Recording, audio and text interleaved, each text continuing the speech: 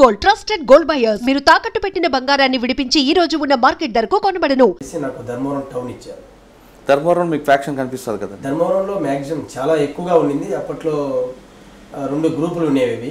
ఆ గ్రూపులతో బాగా ఒక యుద్ధం మాదిరి జరిగింది. సో దాంట్లో అప్పుడు చాలా స్ట్రాంగ్గా చేశాము. ఎస్ఐగా ఉన్నా కూడా ఆఫీసర్స్ బాగా అప్రిషియేట్ చేశారు. ఎవరంటే అప్పుడు మీకు ఓజిటీ? సో అప్పుడు ఎస్పీ గారు వచ్చేసి శివనారాయణ సార్ ఉన్నారు. తర్వాత ఆఫీసర్స్ ఒక అర్సనల్ ఎస్పీ గారు ఉన్నారు. ఆయన ఇప్పుడు మన సార్ పేరు ఐడియా లేదు కరెక్ట్గా. సరే, ధర్మవరంలో మీరు చెప్తున్న 2 గ్రూపుల మధ్య ప్రత్యక్ష యుద్ధం అనేది జరుగుతుంటుంది. మీరు ఉన్న టైంలో ఒక యుద్ధం అనేది జరిగిందా?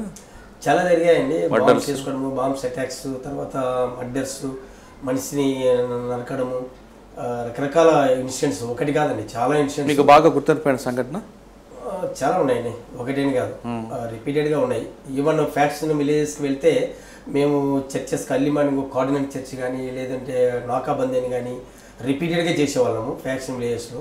అక్కడ ఏదైనా బాంబ్స్ గిమ్స్ దొరికితే ఆ కేసెస్లో కొన్ని విషయాల్లో స్టార్టింగ్ ఎఫ్ఐఆర్ కట్టినప్పటి నుంచి లాస్ట్ కన్విక్షన్ వచ్చేంత వరకు చూస్తే అక్కడ 2-3 కన్విక్షన్లు ఫ్యాక్షనిస్టులు కూడా అక్కడ పడ్డాయండి. అంటే మర్డర్లు వేరు, ఫ్యాక్షన్ కంట్రోల్ చేయాలంటే కౌన్సిలింగ్ అని ఉంటుందండి. కౌన్సిలింగ్ అంటే అప్పుడు రౌడీ సీటర్స్ను కొద్దిగా పిలిపించడము, తర్వాత వారితో పాటు ఫ్యాక్షనిస్టులను కూడా పిలిపించడము, వాళ్ళ జీవన విధానాన్ని ఎలా మార్చాలి, ఏమి చేస్తే వాళ్ళ జీవన విధానం మారుతుంది. సో వాళ్ళ జీవన విధానం మారాలంటే వాళ్ళు మారరు, వాళ్ళు ఎందుకంటే బాగా కరుడు గట్టిపోయారు. సో వాళ్ళ పిల్లలను ఎడ్యుకేషన్ వైపు మళ్ళీ ఇచ్చేసి వాళ్ళకు స్పోర్ట్స్ మెటీరియల్ సప్లై చేయడము, పిల్లలకు ఎడ్యుకేషన్ తెప్పించడము, ఎడ్యుకేషన్ పైన ఎక్కువ కాన్సన్ట్రేట్ చేయించి వాళ్ళు కూడా వాళ్ళ తండ్రులు వాళ్ళ వైపు పోకోకుండా వాళ్ళని సాధ్యమైనంత వరకు మెయిన్ స్ట్రీమ్లోకి మార్చడం జరిగిందండి. దానికోసం చాలా శ్రమించాం. మా ఆఫీసర్స్ మంచి కోఆపరేట్ చేసి ఈ విధంగా చేయడం వలన ఎప్పుడైతే వాళ్ళు చదువుకోవడం మొదలుపెట్టారో పెద్దలలో కూడా మార్పు వచ్చేసి పిల్లలను చదివించుకోవాలా, వీళ్ళేదో ఉద్యోగ స్థితికి రావాలనే దానికి. అంటే అక్కడ మీరు ఉన్న టైంలో ఏదో ఒక కేసు డిటెక్ట్ చేశారా?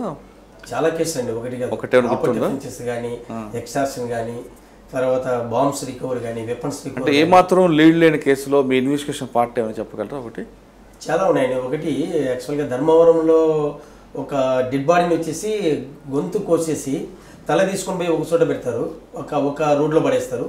మొండెం తీసుకొని పోయి ఇంకొక రోడ్లో పడేస్తారు. తర్వాత మనకు బాడీ ఈవెన్ ఇంక్వెస్ట్ పెట్టుకోవాలని కూడా బాడీ పూర్తిగా ఉండాల్సి ఉంటుంది. అటువంటి సమయంలో బాడీని ప్లస్ అంటే ఒక మొండెంను ప్లస్ ఇక హెడ్ను 2 ట్రేస్ చేసి దాన్ని పెట్టుకొని ఆ కేసుని డిటెక్ట్ చేయడం చాలా గ్రేట్ థింగ్ అనేది. ఆఫీసర్స్ కూడా మంచి అప్రిసియేషన్ వచ్చింది, దాంట్లో రివార్డు కూడా ఇచ్చారు. ధర్మవరం తర్వాత అంటే ధర్మవరం నుంచి నేను పెద్ద ఒడుగురు అని చెప్పేసి అక్కడికి వెళ్ళిపోయాను. పెద్ద ఒడుగురు అని చెప్పేసి అది ఫ్యాక్షన్ విలేజ్. అప్పుడు కొంచెం ధర్మవరంలో హార్డ్ వర్క్ చేసిన దానికి ఆఫీసర్స్ అప్రిసియేషన్తో కొద్దిగా ఫ్యాక్షన్ ఉంది అక్కడ అని చెప్పేసి నన్ను అక్కడ పెట్టడం జరిగింది. అంటే అక్కడ ఎవరండి 2 గ్రూపులు ఎవరెవరు ఉండేవారు? అక్కడ వెంకట రంగారెడ్డి అని చెప్పేసి ఒక గ్రూపు, గరుడ శేఖర్ రెడ్డి అని ఒక గ్రూపు. అలా ఒక్క విలేజే కాకుండా చాలా విలేజ్లు అలుముకొని ఉండేవి, ఫ్యాక్షన్తో డబ్బులు ఉండేది. అంటే అక్కడ ఆధిపత్యం కోసం పోరు ఉంటుంది, నువ్వా నేనా అనేది ఒకటి. తర్వాత నువ్వా నేనా ఈ పద్ధతిలోనే పోతూ ఉంటుంది. సో ఎప్పుడైతే అది ఆ గలాట ఎందుకు వచ్చింది, వీళ్ళు ఎందుకు ఫ్యాక్షన్గా తయారైన చూస్తే అది వెరీ ట్రివియల్ ఇన్ నేచర్ ఉండేది. సింపుల్గా ఇంటి దగ్గర ఆడవాళ్ళు కసు దోసుకునే విషయంలో ఈ పక్కకు తోసేసి ఉంటారు. ఈమె పద్దెని వచ్చేసి చూడి మా ఇంటి మీద తోసిందని ఈమె ఈ పక్కకు తోసేస్తుంది. మళ్ళీ వీళ్ళు వాటర్ బోర్ దగ్గరికి వెళ్తారు. ఈమె పోయినప్పుడు వాటర్ తీసుకొని వచ్చేటప్పుడు ఇది చూడి వాటర్ తీస్తుందని చూసి ఆ అమ్మాయిని చూసి ఈమె ఉమ్మి వేయడం, ఉమ్మి వేస్తే ఇది నా కోసమే వేసిందని మళ్ళీ తిరిగి వచ్చేటప్పుడు కేకరించి ఆమె మీద ఉమ్మి వేయడం. అంటే చిన్న విషయంతో అది 2 గ్రూపులుగా ఏర్పడిపోయి ఇది పెద్దగా అయిపోయి అక్కడ చాలా మర్డర్స్ అయ్యాయండి. తర్వాత మేము పోయిన తర్వాత మరీ సేమ్ అలాగే పిల్లలను తీసుకురావడము, ఫ్యాక్షనిస్టులకు కొంచెం స్టబర్న్గా కేసులు పెట్టేసి రిమాండ్ పంపడము, వాళ్ళు జైలులో మగ్గడము, దీంతో అక్కడ మ్యాక్సిమం తగ్గుతూ వచ్చింది. ఆ ఊరు ఇప్పుడు కంప్లీట్ జీరో అయిపోయింది. ఓకే, అక్కడ నుండి ఎక్కడికి వచ్చారండి? అక్కడి నుంచి నేను గోరంట్ల వెళ్ళాను. గోరంట్ల అని చెప్పేసి అక్కడ యాక్చువల్గా civil issues all type of crime ఉంటుంది కానీ బట్ ఫెరోసియస్నెస్ కానీ లేకుంటే ఫ్యాక్షనిజం కానీ అక్కడ ఉండదు. ఎక్స్ట్రీమిజం కొద్దిగా ఉంది, దాన్ని చూసుకుంటూ జరిగింది. అక్కడ మీకు ఏమైనా గుర్తున్న కేసు ఉందా బాగా మెమరబుల్? అక్కడంటే యాక్చువల్గా ఒకటి సోమందపల్లి పిఎస్ లిమిట్స్లో ఒక చిన్న అబ్బాయిని కిడ్నాప్ చేసుకొని పోయి ఒక బావిలో పడేసి చంపేస్తారు. తర్వాత అబ్బాయి గురించి డిటెక్ట్ చేయడంలో చాలా హార్డ్ వర్క్ చేయాల్సి వచ్చింది. అంటే ఫస్ట్ ఏం చేస్తారంటే కిడ్నాప్ అంటారు, కిడ్నాప్ చేసినాము మాకు ఇంత డబ్బు తీసుకురావాలని చెప్తారు. సో మేము కిడ్నాప్ను ప్లాన్ చేసుకుని ఎలా పట్టుకోవాలనే ప్లాన్లో ఉన్నప్పుడు ఆ పిల్లని తీసుకుని చంపేసి డబ్బు తీసుకున్నామంటే ఒక థియేటర్ దగ్గర, హిందూపూర్లో ఒక థియేటర్ దగ్గర వాళ్ళు ఉంటారు. అక్కడ మేము తెలుసుకొని సో థియేటర్ దగ్గరికి మేము ఒక అన్ని మామూలు సివిలియన్ మాదిరి డ్రెస్ వేసుకుని పోయి అక్కడక్కడ కూర్చున్నాము. అతను మా దగ్గరికి వచ్చేసి ఖాళీ గోటితో డబ్బులు తెచ్చారు అని నా పక్కనే ఒక అతను ఉండి రాయడము. సో దీన్ని బట్టి చూస్తే ఇతను ఏదో అఫెండర్ ఉండడం, దానికి సంబంధం ఉన్నట్లని తెలుసుకోవడము. తర్వాత వాళ్ళంతా వచ్చినారు, ఇంకా మనం పోదాము అనేది థియేటర్లోకి పోయిన తర్వాత పికప్ చేద్దాము, అతని డబ్బులు తీసుకొని పోయేటప్పుడు నువ్వు సూట్ కేసు అక్కడ పెట్టిపో, మేము వెళ్తామని ఇతను మాట్లాడము అంతా నేను వినడము. దాంతో అతను అక్కడ పెట్టి పోయినప్పుడు సూట్ కేసు దగ్గర పోయినప్పుడు ఇతను పట్టుకొని సూట్ కేసు సీజ్ చేయడము. ఎవరెవరు వచ్చారో వాళ్ళందరినీ కూడా పికప్ చేసుకోవడం జరిగింది అక్కడ. సో ఇది కొంచెం సెన్సేషన్ అయింది. అక్కడ బాబు ఉన్నాడు లైవ్, బాబు చనిపోయి ఉన్నాడు, బాయిలో వేసేసారు. చనిపోయిన తర్వాత లిఫ్ట్ చేసుకొని బాయిలో వేసి చంపేసి తర్వాత మీ అబ్బాయిని మేము కిడ్నాప్ చేసినాము డబ్బులు ఇవ్వని చెప్పి డిమాండ్ చేసాం. మళ్ళీ వాళ్ళ ఇంట్రాగేషన్లో పలానా బాయిలో చంపేసినామంటే అక్కడ బాడీ చేస్తారు. సార్ అక్కడ కాలుతో ఎందుకు రాశాడండి అలాగా? కాలుతో అంటే వాడు వచ్చేసి పక్కన ఇంకొక అతను కూర్చున్నాడు, ఒక అతను నిలబడుకుని ఉన్నాడు. వీళ్ళిద్దరు అఫెండర్స్, వాళ్ళ అఫెండర్స్ అని మాకు తెలియదు, అంటే నేరం చేసిన వాళ్ళని తెలియదు. నేను అక్కడ పోయి కూర్చొని ఉన్నా, వెయిట్ చేస్తున్నా, వాళ్ళు వస్తారు కదా డబ్బులు ఇచ్చి తీసుకునే. కానీ పలానా థియేటర్ దగ్గరికి డబ్బు దాన్ని మేము తీసుకొని వెళ్తామని చెప్పారు. మీ అబ్బాయిని హ్యాండ్ ఓవర్ చేసి వెళ్తాము, జనాలు ఉంటారు కాబట్టి కనపడదని. సో వాళ్ళు నా పక్కనే కూర్చున్నారు, నాకు తెలియదు. అప్పుడు అతను కాలుతో రాస్తున్నాడు డబ్బు తీసుకుని వచ్చాడు అని. ఆ పక్కన ఉన్న వ్యక్తి చదివి ఓకే అతను చూసి సరే నేను వెళ్తున్నాను అని చేత్తో రాసేసి అక్కడ పోవడము. అతను పోయినప్పుడు నేను మా వారికి ఇన్ఫర్మేషన్ ఇవ్వడం, మా అబ్బాయి అక్కడికి వచ్చి వాడిని వాచ్ చేసుకోవడం. ఇతను పోయినప్పుడు నేను అతను పికప్ చేసుకోవడం జరిగింది. సార్ ఆ చిన్న అబ్బాయిని కిడ్నాప్ చేసి బావిలో పడి చంపిన తర్వాత కూడా డబ్బులు డిమాండ్ చేశారు, పట్టుకున్నారు మీరు. వాడిని దొరకగానే ఏం చేశారండి? వాడిని పట్టుకోగానే ఏం చేశారు మీరు? పట్టుకున్నా తీసుకెళ్ళాము. వానికి కేసు ట్రీట్మెంట్ ఇచ్చారా లేదా? కేసు అండి పద్ధతి అండి, మనం సిస్టమేటిక్ ఉంటాం కదా. కేసు రిజిస్టర్ అంటే మీరు కేసు రిజిస్టర్ చేయడం, కోర్టులో ప్రొడ్యూషన్ కాకుండా పోలీస్ ప్రసాదం ఇచ్చారా లేదా? పోలీస్ ప్రసాదం అనేది ఏం లేదండి, డిమాండ్ పంపించేసాం. ఒక చిన్న పిల్లల్ని కిడ్నాప్ చేసి కేసు చాలా రోజులు జరిగిందండి. అతను జ్యుడిషియల్ కస్టడీలో నియర్ అబౌట్ 1 year వరకు ఉన్నాడు పిల్లలిద్దరు. సార్ తర్వాత ఎక్కడ వచ్చారండి? ఇంకా అక్కడ గోరంట్ల నుంచి నేను మళ్ళీ తాడిపత్రి రూరల్ వెళ్ళాను. అక్కడ మనకి మీకు కనిపిస్తాయి కదా 2 వర్గాల మధ్య. మళ్ళీ సేమ్ అండి, ప్రతి విలేజ్ లో కూడా అక్కడ ఫ్యాక్షనిజం విపరీతంగా ఉండింది. ఏ విలేజ్ లో పోయినా కూడా 2 గ్రూపులు ఉంటాయి. ఆ గ్రూపులు అంటే పార్టీ ఉండదండి, పొలిటికల్ పార్టీ ఉండదు. వీళ్ళు గ్రామంలో ఆధిపత్యం కోసము గ్రామంలో నేను గొప్ప అని చెప్పుకుంది అనుకుంటుంది. బట్ వారిని పొలిటికల్ ఒక గ్రూప్ చేసుకొని ఒక సైడ్ ఒకరు ఉంటారు తప్ప పొలిటికల్ మాత్రం ఇన్వాల్వ్ ఉండదు. అవునా? అలా ఉంటుంది ఫ్యాక్షన్. వెనకాల ఫ్యాక్షన్ ఉంటుంది, వెనకాల పొలిటీషియన్ ఉంటారు, ముందర వాళ్ళు చేస్తూ ఉంటారు. అంటే వీళ్ళని ఒక్కొక్కరు ఒక పార్టీ కవర్ చేసుకుంటూ వెళ్తుంటారు. ఉంటుంది. ఓకే. అక్కడ ఎంతకాలం పని చేశారు? అక్కడ మీకు గుర్తుండిపోయినా? అక్కడ తాడిపత్రి అనగానే చాలా మంది పేర్లు. డబుల్ మర్డర్ అయింది, డబుల్ మర్డర్ చేసి వెళ్ళిపోయారండి. ఎవరైంది ఫస్ట్ తెలియదు, ఎక్కడో రోడ్డు మీద చేసేస్తారు.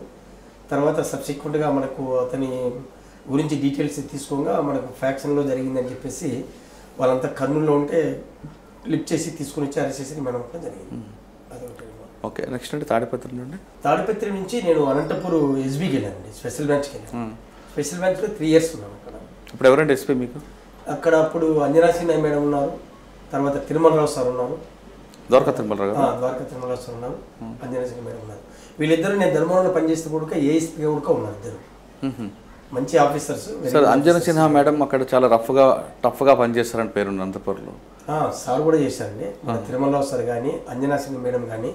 అప్పుడున్న ఆఫీసర్స్ ప్రతి ఒక్కరు కూడా చాలా టఫ్ అయింది. ఎందుకంటే అనంతపూర్ డిస్ట్రిక్ట్ వచ్చారంటే వాళ్ళు రావడంతోనే మంచి స్టబర్లతోనే వస్తారు.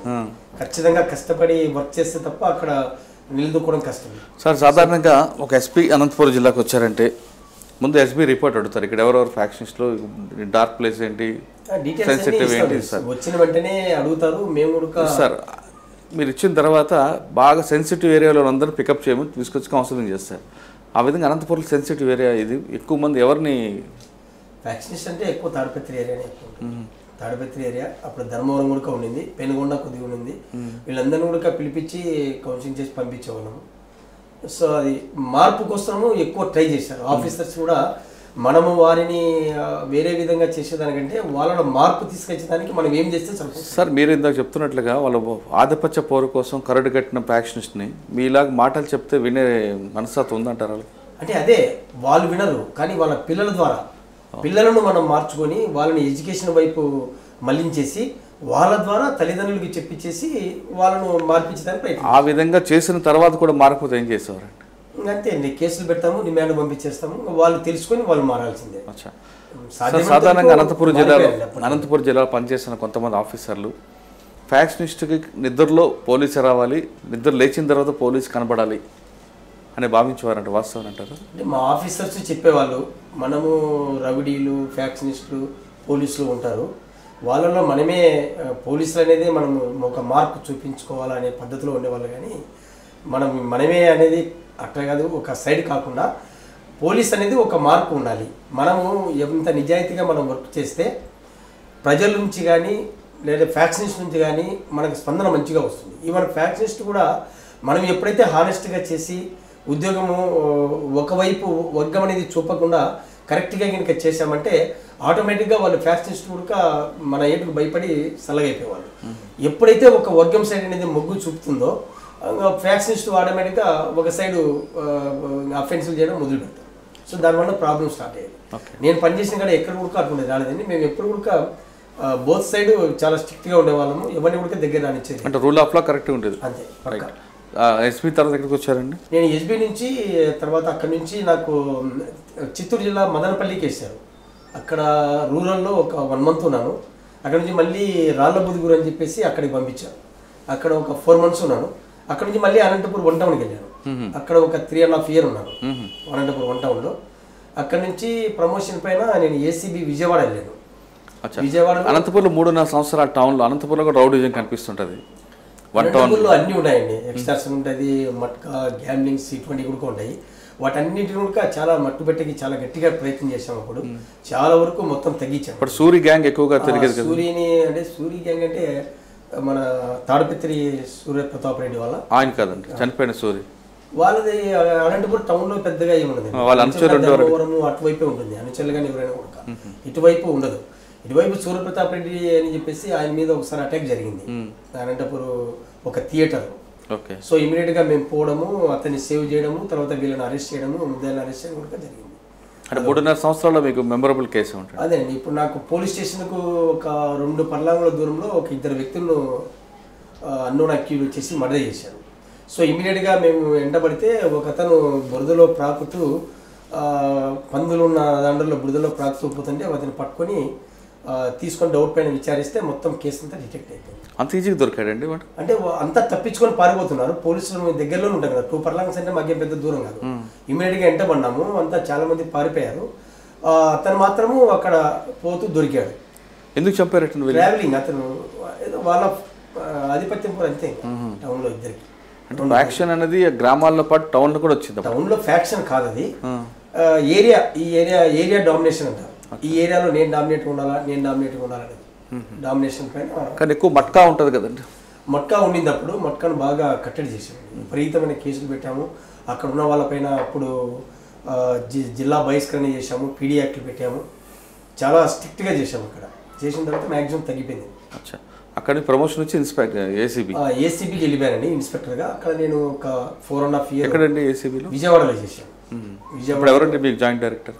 మాకు జాయింట్ డైరెక్టర్ సార్ ఉన్నారు, వెస్ట్ గోదావరి డిస్ట్రిక్ట్ ఎస్పీగా చేస్తారు, అక్కడికి వచ్చారు సార్. ఓకే. రవివర్మ గారా? రవివర్మ, ఎస్, రవివర్మ సార్ ఉన్నారు. తర్వాత కర్నూలు కూడా చేశారు కదా కొంతకాలం? చేశారు సార్. ఏసీబీలో టార్గెట్ ఉంటుందండి రియల్గా, లేదంటే టార్గెట్ ఎంత ఏం లేదండి. మామూలుగా కేసులు చేయమని చెప్తారు.